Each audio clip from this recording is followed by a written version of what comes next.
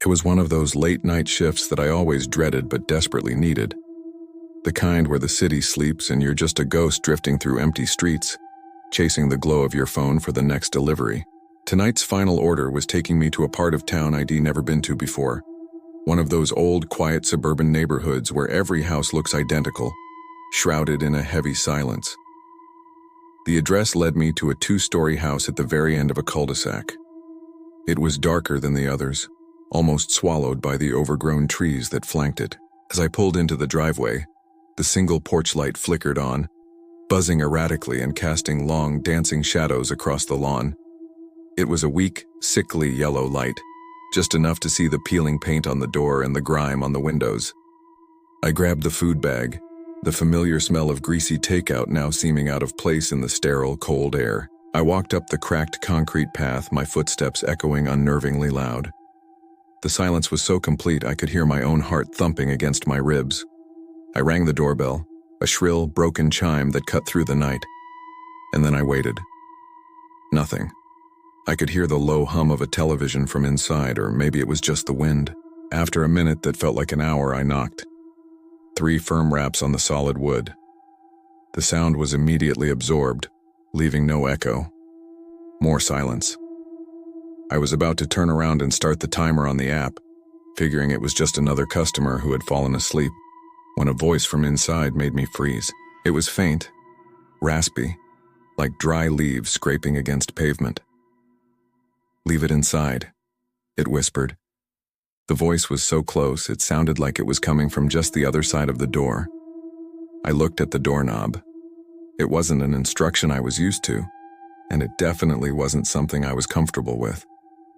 "I can't do that, sir," I called out, my voice sounding shaky.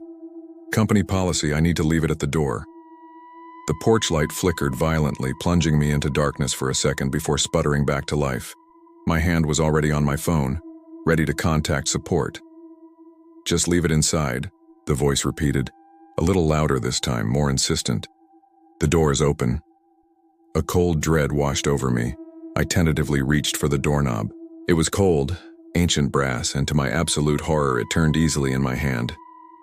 The door creaked open just an inch, revealing a sliver of a dark, musty-smelling hallway. The air that seeped out was stale and cold, carrying a faint, sweet smell like old flowers. Every instinct in my body was screaming at me to run, to drop the food, get in my car, and never look back. But there was this strange, morbid curiosity, a pull I couldn't explain. I pushed the door open a little wider. "Hello?" I called into the darkness. "Your food's here." My voice was swallowed by the house. I could see the vague shape of a staircase and a long hallway stretching into blackness.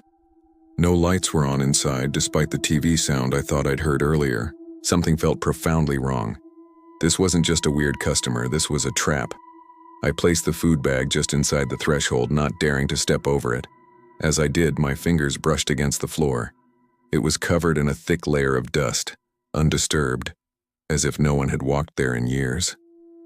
I quickly pulled my hand back. "All right, your order is here," I said, my voice barely a whisper, and I backed away slowly, never taking my eyes off the dark opening of the door. As I retreated, the door didn't slam shut. It slowly, silently, swung closed on its own, the latch clicking into place with a soft, final sound.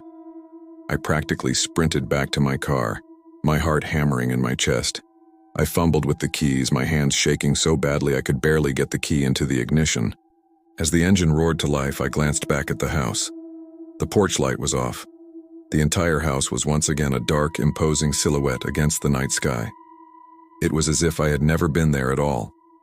I drove away, speeding down the empty streets, trying to put as much distance as possible between me and that house. My mind was racing, trying to make sense of what just happened.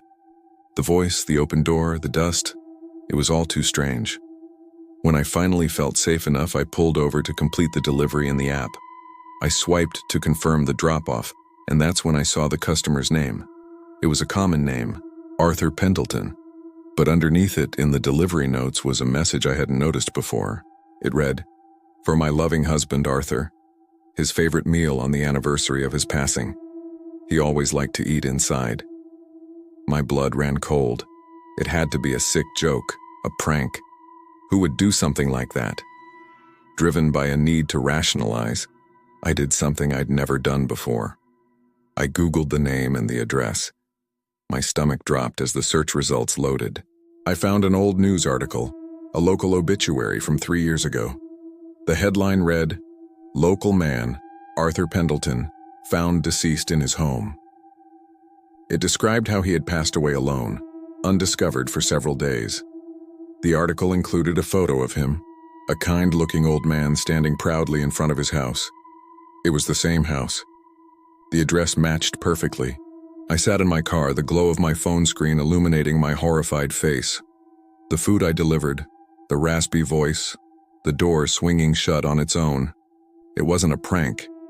The order was placed by his wife, a memorial for her dead husband. But who was the voice? Who closed the door? I had delivered a meal to a dead man. I completed the order, my fingers trembling as I tapped the screen. I never took another late-night shift again. Sometimes, when it's quiet, I can still hear that whisper in my mind. Leave it inside. And I wonder if Arthur ever got his meal.